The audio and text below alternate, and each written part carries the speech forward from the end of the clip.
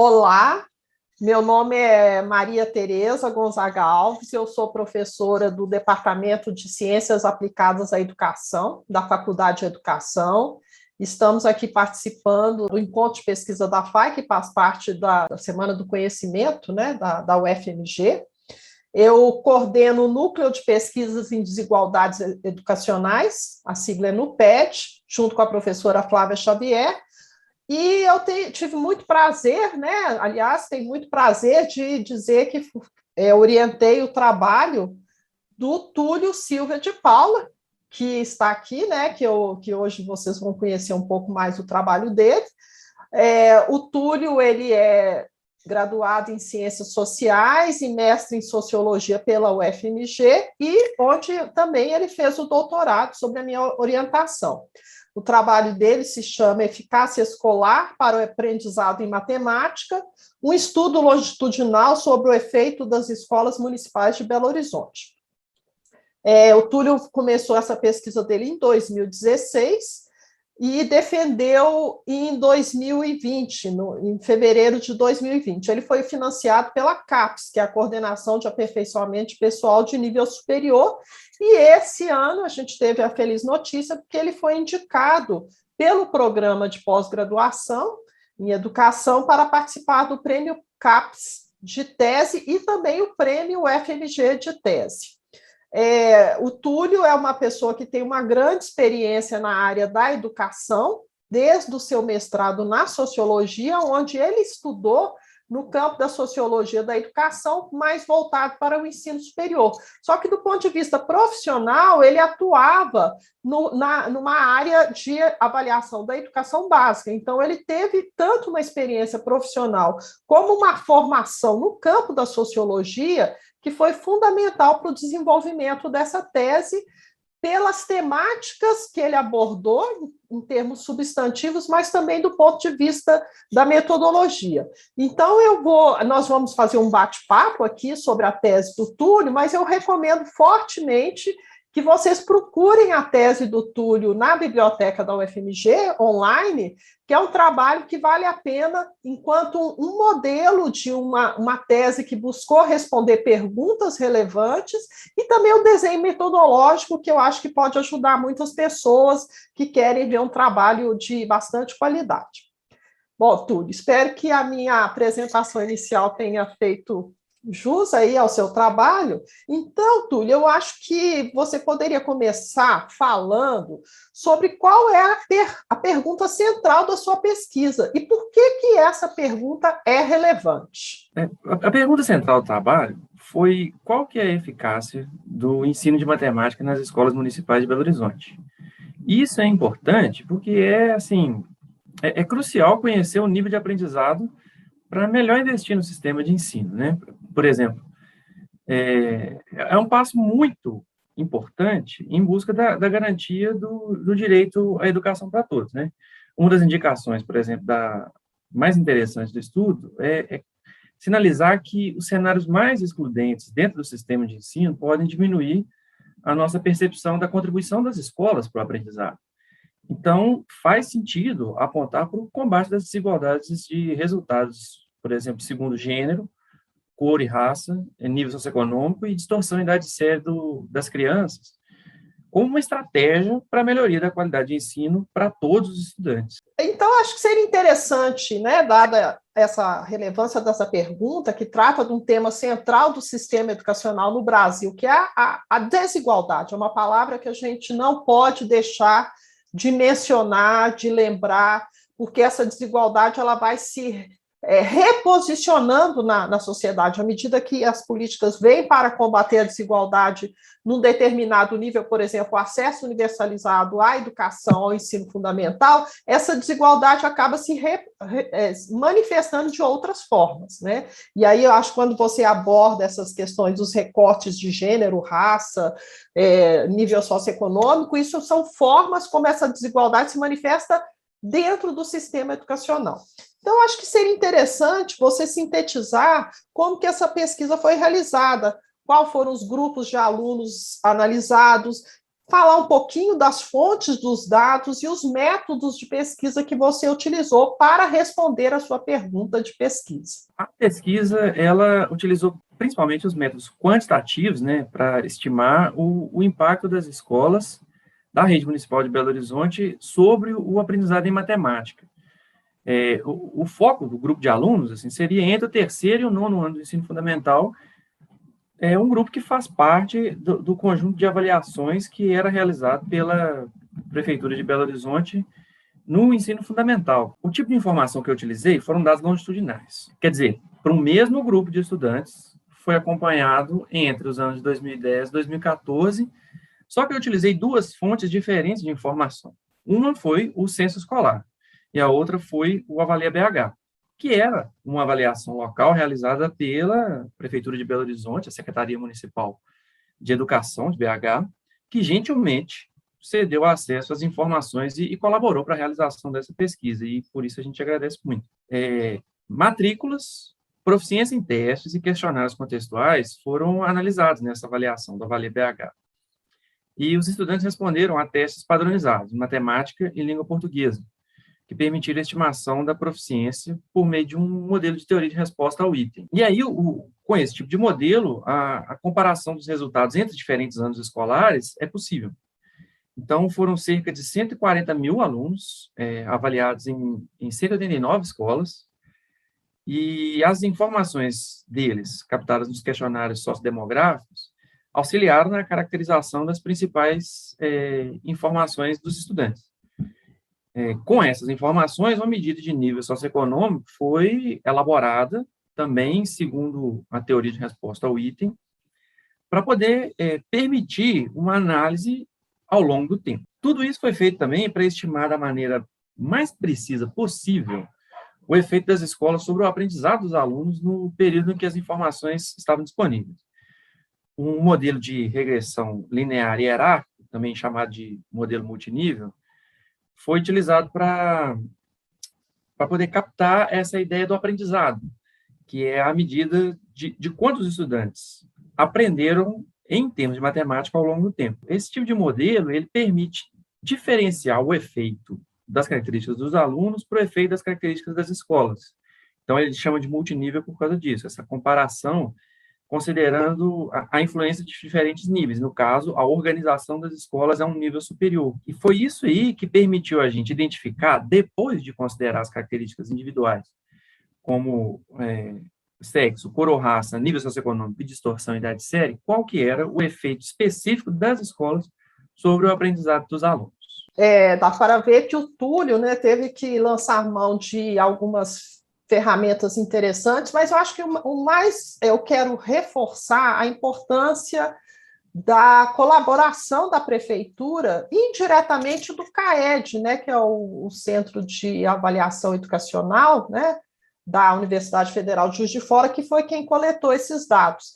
Mas isso foi importante porque contar com dados longitudinais no campo da educação é muito raro.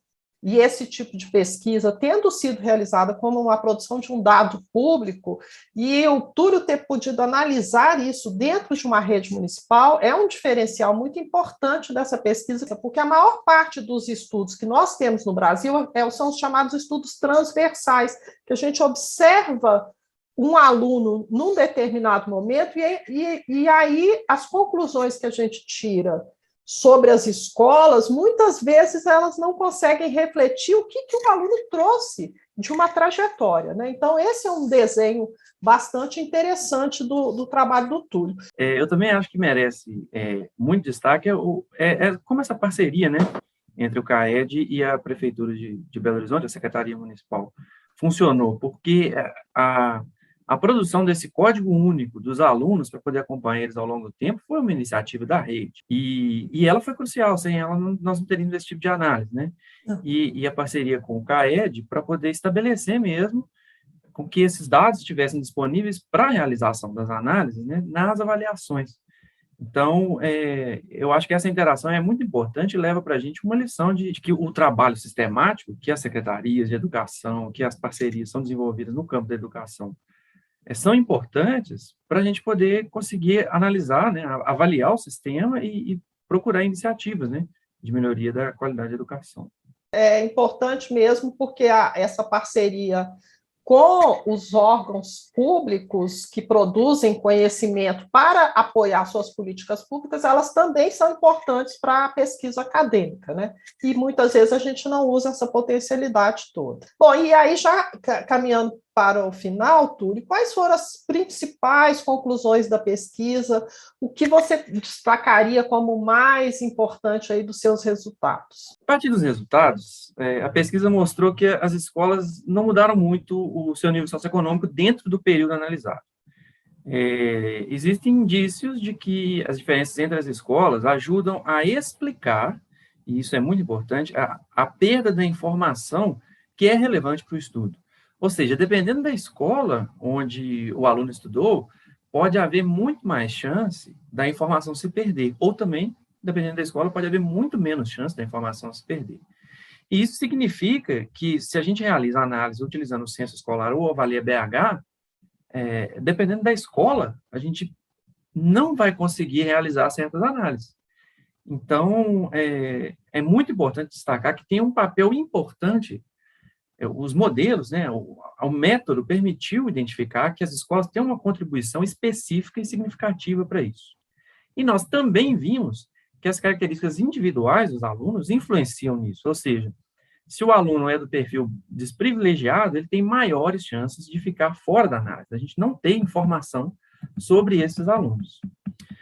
Outra coisa importante também é que, e aí vem mais no centro da pergunta de pesquisa, que comparados com outros estudos já realizados sobre o mesmo tema no Brasil e no exterior, os valores para o efeito das escolas no aprendizado ficaram abaixo dos observados em avaliações transversais e também um pouco abaixo das expectativas para os países em desenvolvimento. A contribuição anual das escolas em relação ao aprendizado dos alunos foi modesta. A condição inicial dos alunos e das escolas importa demais. A taxa de aprendizado se mostrou muito homogênea entre escolas e estudantes, quer dizer, poucas exceções em reverter desigualdades de desempenho apresentadas pelos alunos desde o início da pesquisa, né, no marco inicial em 2010. As escolas que, lá em 2010, foram favorecidas por um grupo de alto desempenho, permaneceram favorecidas até 2014, e as escolas com muitos estudantes de baixo desempenho não foram capazes de compensar essa diferença ao longo do tempo. É importante destacar que um resultado muito favorável para a equidade é que as características individuais, como sexo, cor ou raça do estudante, nível socioeconômico e distorção e idade séria, não proporcionaram efeitos sobre o aprendizado, sobre essa tendência, né, de crescimento na proficiência ao longo do tempo. Isso indica para a gente que todos os estudantes tendem a aprender num ritmo semelhante e que características como essas, que realmente não deveriam influenciar no aprendizado dos alunos, porque elas rompem com essa ideia de mérito, né, não diz respeito a uma característica de esforço, de aprendizado específica, né, da ação do aluno, diz respeito a características que ele não escolhe de nascimento, como, por exemplo, até mesmo o nível socioeconômico da família, nada disso está sob o controle do aluno. Então, quando isso não influencia, isso é um bom sinal para a equidade. Mas essas características, elas demonstram um efeito no início muito grande, ou seja, criando lacunas entre os alunos. Uns grupos que são os privilegiados tendem a já começar, desde o início do estudo, com um patamar de aprendizado maior do que outro. Essa diferença não se modifica ao longo do tempo. Elas vão permanecendo, por exemplo, diferenças entre cor ou raça, nível socioeconômico, distorção e idade séria, desde o início da análise, em 2010, e não foram superadas durante o período de aprendizado.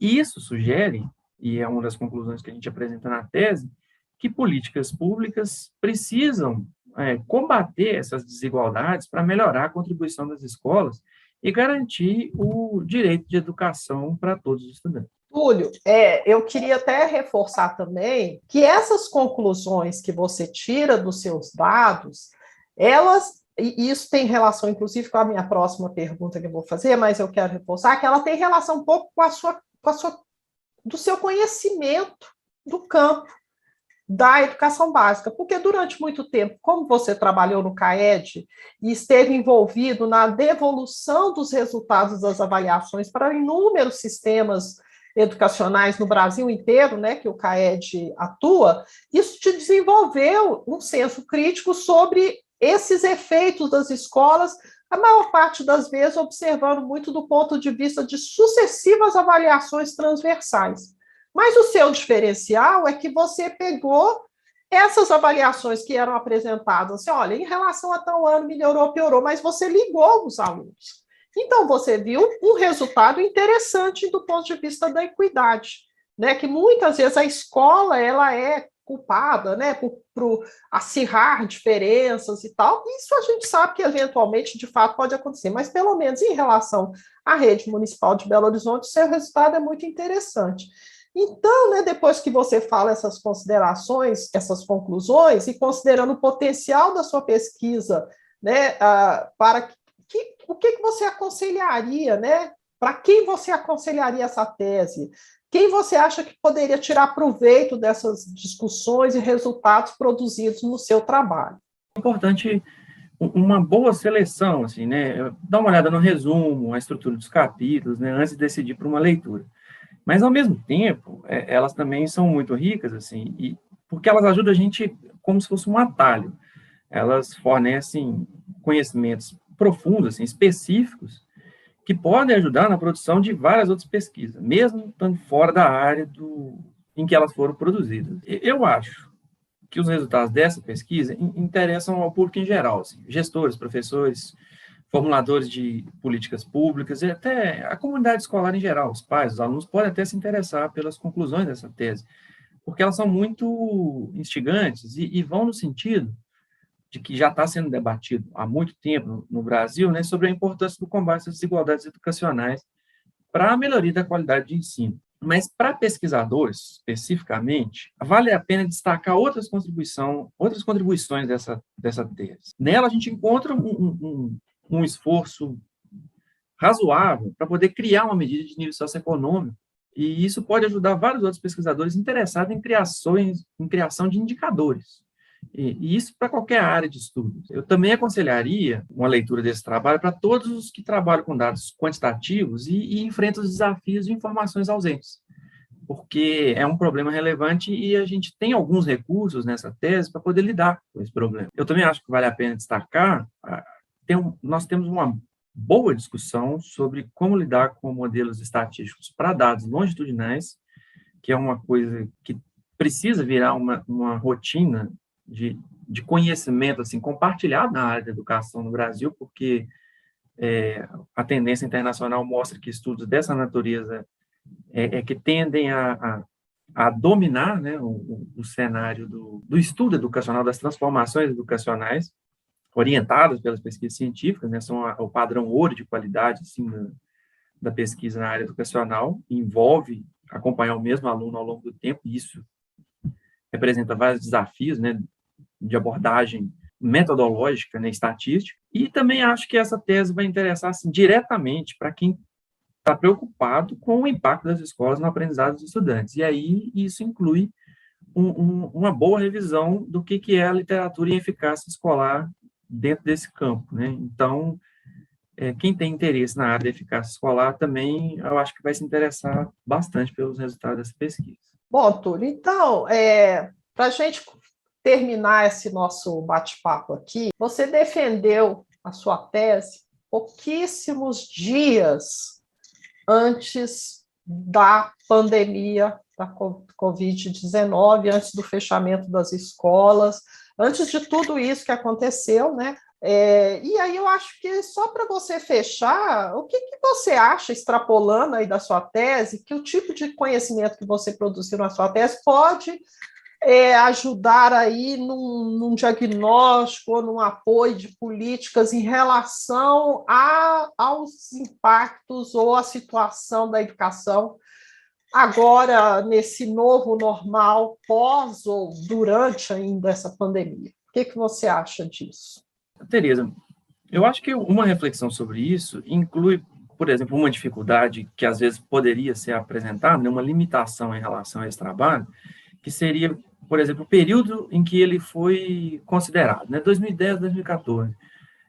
Com essa necessidade que a gente tem de atualização muito intensa, né, das pesquisas, as pessoas podem olhar para essa data, para esse período, e falar, isso é muito antigo, já não serve mais para considerar o nosso período.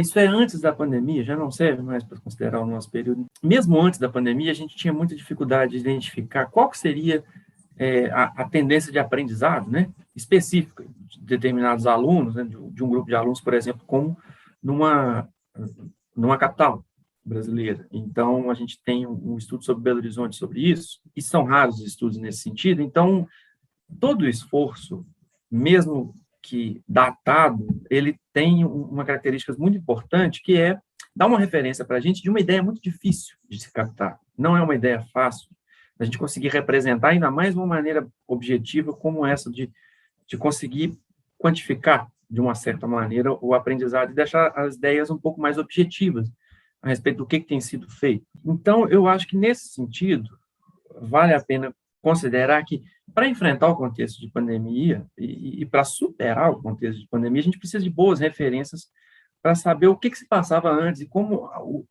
o aprendizado dos alunos ocorria antes. E aí a gente vai ter, evidentemente, a partir de agora, e já estão acontecendo nesse período pesquisas, onde o aprendizado também vai ser, de novo, medido, vai ser considerado. A gente pode comparar as diferenças entre o que acontecia antes e o que aconteceu agora. E, nesse sentido, nós não podemos perder de vista a importância das diferenças e das desigualdades que se dão por meio de características como aquela que eu já falei, sobre sexo, cor ou raça, nível socioeconômico, distorção e idade séria. Continuam sendo muito importantes. A tendência, que é o que todos os pesquisadores têm observado e alguns estudos já mostram, é que o acirramento das desigualdades tende a ser maior nesse período. Então, os alunos enfrentam ainda mais dificuldades para aprender e a tendência é que o fosso, né, as diferenças de aprendizado aumentem nesse período.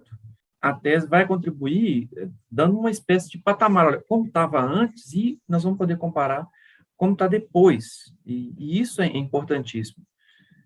Da mesma forma como eu também falei sobre os estudos de aprendizado, né, utilizando dados longitudinais. A tese continua sendo muito relevante, porque a metodologia, de uma maneira geral, precisa disso. Todos que vão tentar realizar estudos, ou que estão realizando estudos com a perspectiva longitudinal, né, de acompanhar os mesmos alunos ao longo do tempo, podem se aproveitar da discussão que foi feita nesse trabalho. Mas eu queria saber o que é que você acha também, Tereza, sobre esse trabalho, assim, se você vê que ele pode ser aproveitado de uma maneira diferente, até porque você acompanhou ele de uma maneira muito próxima e com muita intimidade, assim, esse trabalho não seria o que ele é sem a sua colaboração, todo o seu esforço no desenvolvimento dele, e eu queria saber se você vê isso de uma maneira diferente. Não, eu concordo com você, porque eu acho que o momento da pandemia vai exigir essa perspectiva longitudinal, porque a grande pergunta é o que vai mudar? E para a gente saber, conhecer a mudança, a gente precisa conhecer o antes, mas não é o antes pontual. O diferencial, o antes pontual, nós temos resultados aí do SAEB, do próprio Enem, essas coisas, embora o Enem não seja uma avaliação educacional, seja um exame, né, de seleção e certificação. Então, eu acho que o seu trabalho ele vai contribuir do ponto de vista, ele precisa ser conhecido porque ele ajuda nessa reflexão de como lidar com o tratamento de mudança ao longo do tempo, sendo que, nesse caso específico, isso se torna fundamental porque houve um evento traumático que mudou o percurso das coisas, né?